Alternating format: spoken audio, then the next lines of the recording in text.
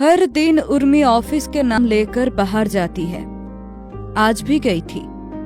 Office का boss Rocky साहब ने उर्मी से कहा, यहाँ पर 2 करोड़ रुपया का चेक है, अगर ये तुम कबीर साहब के पास से साइन करवा के ला सकती हो तो मैं तुम्हें 20,000 रुपया दूंगा।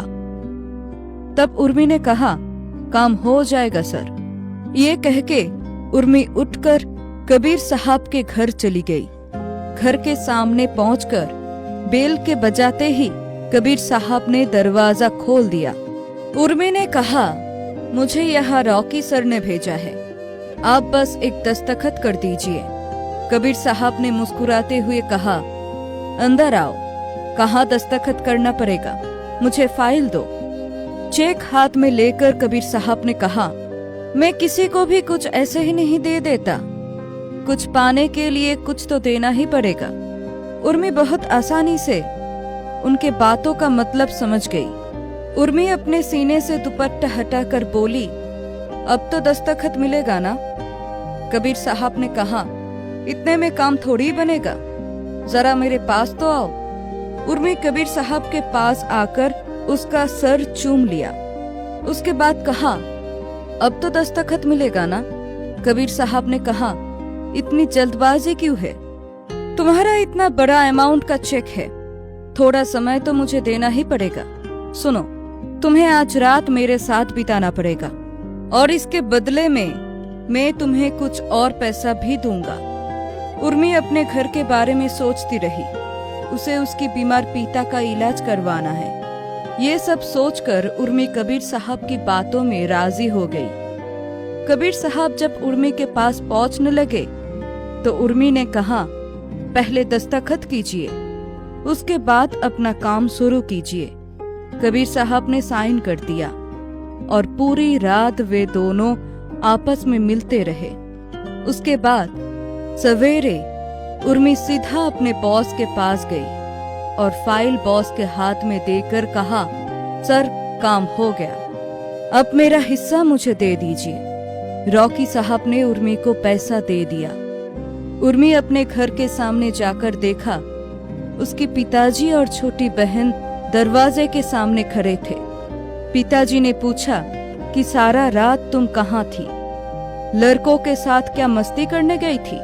छोटी बहन ने कहा, देखो शायद किसी लड़के के साथ घूम रही थी, नया संसार बसाने के लिए।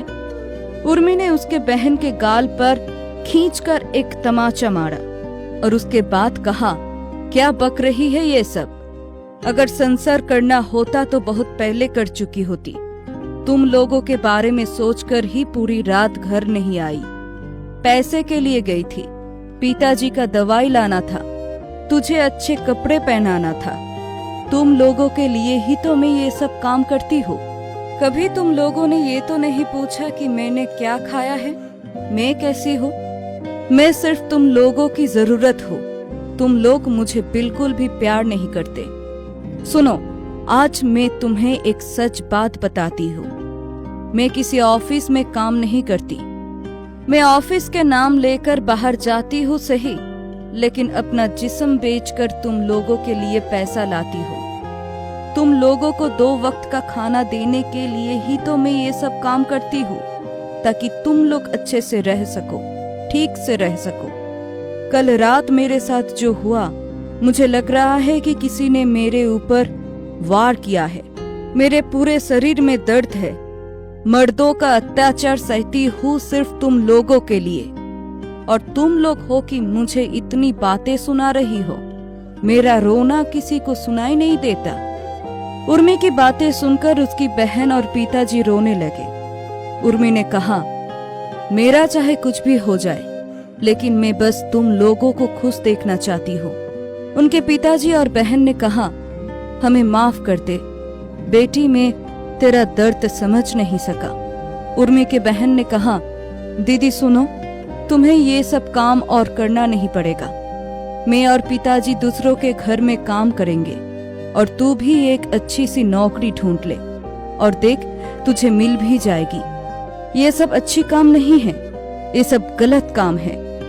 हम लोग तेरे भलाई के लिए ही कह रहे हैं। हमें तेरे ऐसे कमाए हुए पैसों से अच्छा खाना नहीं खाना, अच्छे कपड़े नहीं पहनना चाहते हैं दीदी। हम लोग खुद कमा कर खाएंगे और तुम जब अच्छे काम करोगी तब तुमसे हम लोग पैसा लेंगे। तब उर्मी ने उसके पिताजी के हाथ पकड़कर कहा, पिताजी आप मुझे माफ कर दीजिए, मैंने तुम लोगों को बिन बताए इस पैसों से तुमको खाना खिलाया। मुझे मालूम है कि ये मेरा पाप है। मैं और कभी भी ऐसा काम नहीं करूंगी। मैं एक अच्छा सा नौकरी ढूंढ लूंगी। ये सुनकर उसके पिताजी ने कहा, ठीक है बेटी, हमने तुझे माफ किया। आज से हम सब मिलकर अच्छा काम करेंगे और अच्छे से रहेंगे।